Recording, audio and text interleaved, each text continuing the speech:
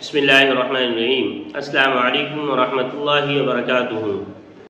محمد انصار فرقانی اور آپ دیکھ رہے ہیں آپ کا اپنا چینل 10 منٹ کی مجلس۔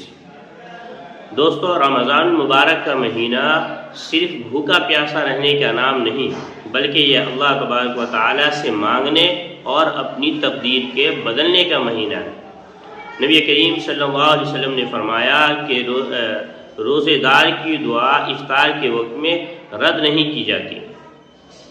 تو آج کی اس مختصر ویڈیو میں آپ کو وہ 5 دعائیں بتاؤں گا جو قرآن و حدیث کی روشنی میں اتنی جامع ہے، اتنی پاورفل ہے کہ اگر ہم انہیں اپنی زندگی میں اپنا لیں، ان 5 دعاؤں کو اپنی زندگی کا حصہ بنا لیں، تو اس سے ہماری دنیا بھی سنور جائے گی اور انشاءاللہ آخرت بھی سنور جائے گی۔ ویڈیو بڑی امپورٹنٹ ہے، اس میں ویڈیو کو آخر تک ضرور دیکھیں۔ چلیے آئیے شروع کرتے ہیں۔ وہ 5 کون سی دعائیں ہیں؟ دوستو، دعا نمبر 1 ہے ہر خیر کا مجموعہ۔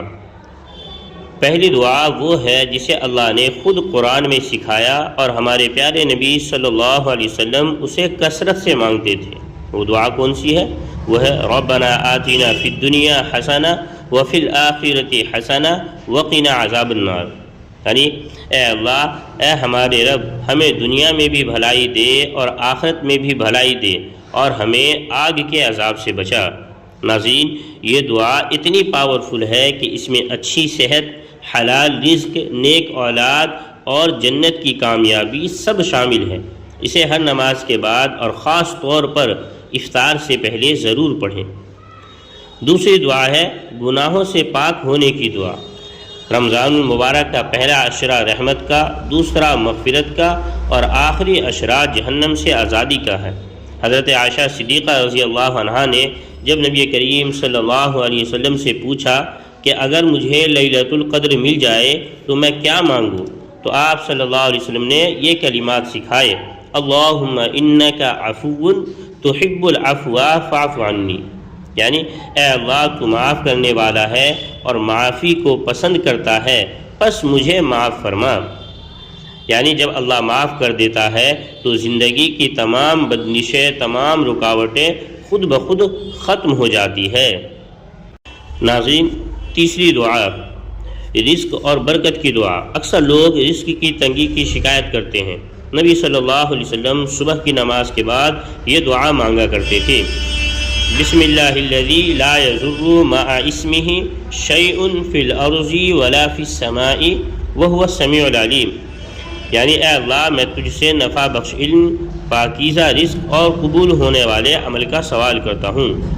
ناظرین، رمضان میں سحری کے بعد یہ دعا پڑھنے کی عادت ڈالے، پورا دن برکت میں گزرے گا۔ نمبر 4، ہدایت پر ثابت قدمی۔ انسان کا دل بدلتے دیر نہیں لگتی۔ آج ہم نیکی کر رہے ہیں، کل شاید سستی آ جائے، اس لیے یہ دعا لازمی مانگے: یا مقلب القلوب ثبت قلبی علی دینک، یعنی اے دلوں کے پھیرنے والے، میرے دل کو اپنے دین پر ثابت قدم رکھ۔ فائدہ: یہ دعا آپ کو رمضان کے بعد بھی نیکیوں پر قائم رکھے گی۔ نمبر 5، ہر پریشانی کا حل۔